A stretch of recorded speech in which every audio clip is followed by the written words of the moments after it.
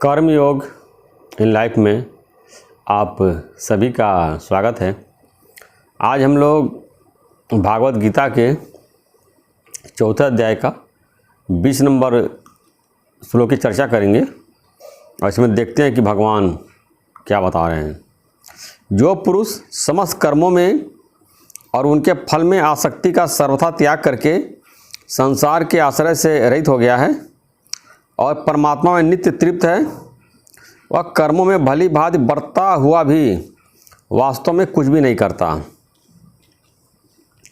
अब ये ज्ञानी के लक्षण बता रहे हैं, ये आम आदमी के लक्षण नहीं है, लेकिन हमको यही लक्षण धारण करने हैं और ये भगवान बता रहे हैं कि जिसको ज्ञान प्राप्त हो गया है और जो ज्ञानी है उसके ये सारे गुण हैं, तो हमको भी ज्ञान प्राप्त करना है, मोक्ष प्राप्त करना है, जीवन मुक्ति प्राप्त करनी है और परमात्मा के स्वरूप को प्राप्त करना है, परमात्मा के गुणों को धारण करना है।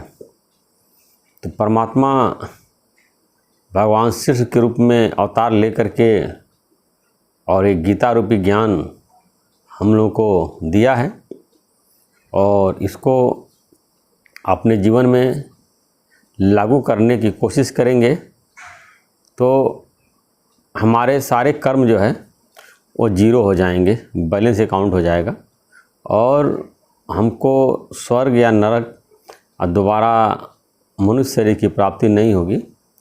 हम लोग भी जो है मोक्ष प्राप्त कर लेंगे, निर्वाण प्राप्त कर लेंगे और संसार के दुखों से छूट जाएंगे।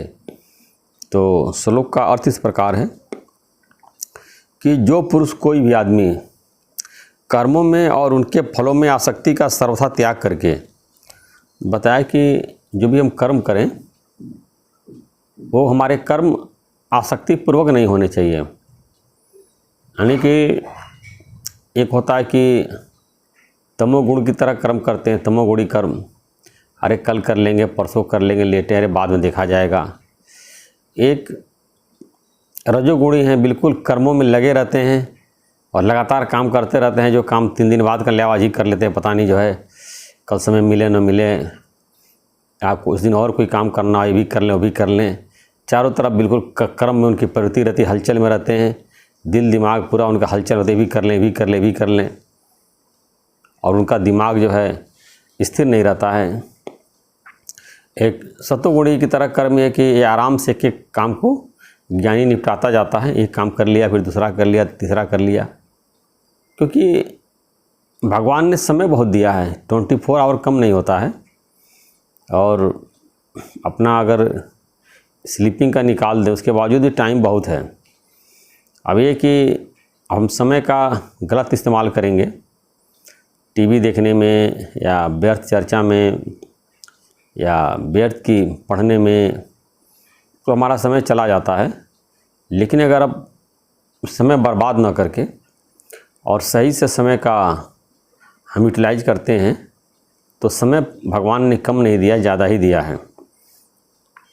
और बताया कि फलों में आसक्ति की त्याग। अब अक्सर देखिए कि एक कहावत है कि दूध में से जब दही जमाना होता है तो दूध में जामुन डाल देते हैं और फिर उसको बार बार हिलाते रहे, जमा के नहीं जमा के नहीं जमा, तो इस कितना जमा, इसको बोलते हैं फल की इच्छा, दही जमा के नहीं जमा। अब ये कि दूध में उबाल करके और एक सही टेम्परेचर पे आपने उसका जामुन डाल दिया तो 6 घंटे 8 घंटे बाद दही जमी जाएगा। लेकिन बार बार हिला के देखना जमा के नहीं जमा तो फट जाएगा और जो है हो सकता शायद सही से न जमे।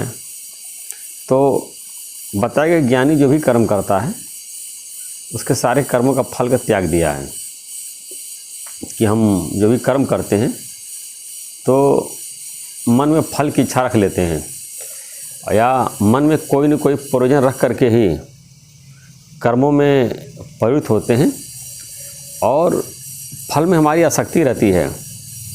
रिजल्ट से हम बंधे हुए हैं और भगवान ने बताया कि फल की इच्छा हमको कमज़ोर कर देता है। अब ऐसे बहुत से विद्यार्थी होते हैं तो इम्तहान के पहले उनकी ये इच्छा रहती है कि अच्छे से एग्ज़ाम हो, तो हड़बड़ा जाते हैं, क्वेश्चन पूरा नहीं पढ़ते हैं, सोचते हैं कहीं बीमार न पड़ जाएं और रोल नंबर न गलत लिख दें। ऐसे वो हलचल में रहते हैं, बहुत परेशान रहते हैं, क्योंकि उनकी जो है फल की इच्छा में बहुत ज़बरदस्त आसक्ति रहती है, जिसके कारण वो अंदर से कमज़ोर हो जाते हैं। तो भगवान ने बताया कि कर्मों में आसक्ति नहीं होनी चाहिए। या देखिए बहुत लोग लगे रहते हैं, खूब मेहनत करते हैं कि पढ़ाई में फर्स्ट आ जाएं, नंबर 1 रैंक आ जाए, यहाँ ये पोजीशन आ जाए, वो पोजीशन आ जाए, इसके लिए खूब कर्मों में आसक्ति रहती है और घोर वो कर्म करते हैं। या ओलंपिक में मेडल लाने के लिए, या परीक्षा में फर्स्ट आने के लिए, या व्यापार में आगे निकलने के लिए, अपने मोहल्ले में आगे निकल जाएं, अपने रिलेशन में आगे निकल जाएं, अपने दोस्तों में आगे निकल जाएं। कई लोग सोचते दुनिया के सबसे अमीर बन जाएं, या अपने देश के बन जाएं, अपने राज्य के बन जाएं, गांव के बन जाएं, शहर के बन जाएं। ऐसा आगे निकलने की उनकी होड़ रहती है और जिसके कारण अपने जीवन का आनंद नहीं ले पाते हैं। जो उनका आत्मिक सुख है, जो शांति का आनंद है, जो प्रेम का आनंद है, जो हम अकेले बैठ कर के परिवार के साथ, मित्रों के साथ आनंद ले सकते हैं, वो नहीं ले पाते हैं। परिवार को भी टाइम नहीं देते हैं, रात दिन उसी बिजनेस के बारे में और कर्मों के बारे में, उनके फलों के बारे में सोचते रहते हैं और उनका जीवन ऐसे बहुत जल्दी से ख़त्म हो जाता है और बुढ़ापे की तरफ या मृत्यु की तरफ पहुंच जाते हैं और अपने स्वरूप को नहीं जान पाते हैं। तो भगवान ने बताया कि आसक्ति नहीं रखनी चाहिए। इसीलिए आसक्ति का जब हम त्याग कर देते हैं, मन से हमारी अटैचमेंट चली जाती है, तो हमारी बहुत सारी चिंताएं समाप्त हो जाती हैं, कम हो जाती हैं। ज़्यादातर हम आसक्ति के कारण ही चिंता करते हैं।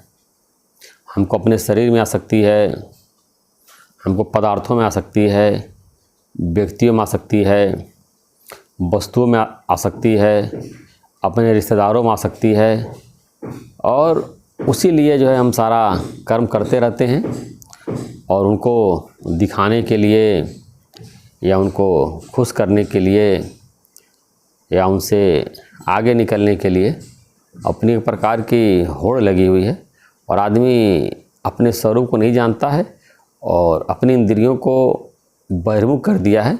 इंद्रियां बाहर भागती चली जा रही हैं। आगे बताया कि संसार के आश्रय से रहित हो गया है। तो जो अज्ञानी लोग हैं वो संसार का ही आश्रय लेते हैं। अपने शरीर का लेंगे, पत्नी है तो पति का आधार लेगी, आधार पत्नी है तो अपने पति का लेगी और पति है तो अपनी पत्नी का आधार लेगा या रिश्तेदारों का लेगा या दोस्तों का लेगा या नौकरी का लेगा या बिजनेस का लेगा या धन का लेगा आधार, मकान का आधार लेगा। सोचता है कि ऐसा आधार हमको काम आने वाले हैं। ऐसा सब आधार जो है, जितने भी माया के आधार हैं, ये हमको अंदर से कमज़ोर करते हैं और ये माया के आधार जो है ये छूटने वाले हैं और माया का कोई अस्तित्व नहीं है। अभी है, अभी नहीं है। हम देखते हैं कि व्यक्ति का ये सुबह शरीर शांत हो जाए और शाम को ले आकर के उसको लकड़ी में जला करके और सारी राख पानी मिला देते हैं। अभी सुबह व्यक्ति जो है चाय पिया, नाश्ता किया, शाम का कोई उसका अस्तित्व ही नहीं है। तो इतना हम जिन शरीरों का आधार लेते हैं, अभी सुबह शरीर है, अभी मृत्यु दिख रहा है, शाम तक ले गए उसको आग में जलाया वलाया और सारी राख बहा दिया, है ही नहीं, कोई उसका अस्तित्व ही नहीं है। और जिसका अस्तित्व नहीं है हम उसका आधार लेकर बैठे हैं।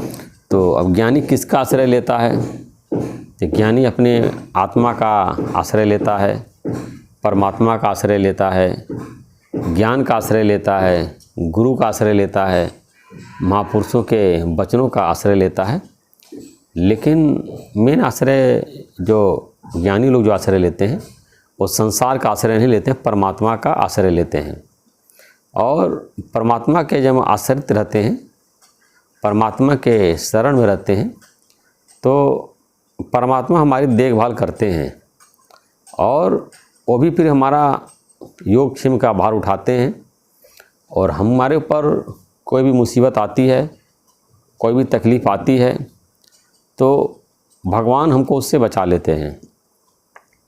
अब ये कि जो भी हमने कर्म किया है, जो कोई भी जैसा अच्छा बुरा कर्म किया है उसका फल तो उसको मिलना ही पड़ेगा।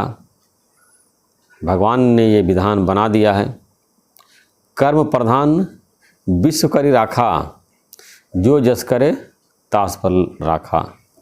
ये तास फल चाखा, ये रामचरितमानस की चौपाई है कि पूरे दुनिया का जो एक बनाया गया न्याय व्यवस्था बनाई गई है, कर्मों की प्रधानता है। जो जैसा कर्म करता है वो उसका फल उसको मिलता है, देर सवेर मिलता ही है। जो जैसा भी कर्म करता है उसका फल मिलता है। ऐसी कर्मों के आधार पे जो है सारा संसार चल रहा है। बताया परमात्मा में नित्य तृप्त है। तो जो ज्ञानी लोग होते हैं परमात्मा के स्वरूप में नित्य तृप्त हैं और संसार की भोगों की उनके अंदर कोई इच्छा नहीं रहती है। संसार के भोगों को सर्वथा त्याग दिया है और अपने आत्म सुख में ही वो संतुष्ट हैं, अपने परमात्मा के स्वरूप में स्थित होकर के, और नित्य तृप्त हैं और उनको परमात्मा का ही आनंद प्राप्त है और उससे पूरा सुखी हैं और संसार के सुखों के लिए वो ललायित नहीं होता है। तो बताया वह कर्मों में भली भांति बर्तवा भी वास्तव में कुछ नहीं करता। तो ये चार चीज़ बताया है, चार चीज़ अगर जिसके अंदर है तो सारा कर्म करते हुए भी ये वास्तव में कुछ नहीं करता।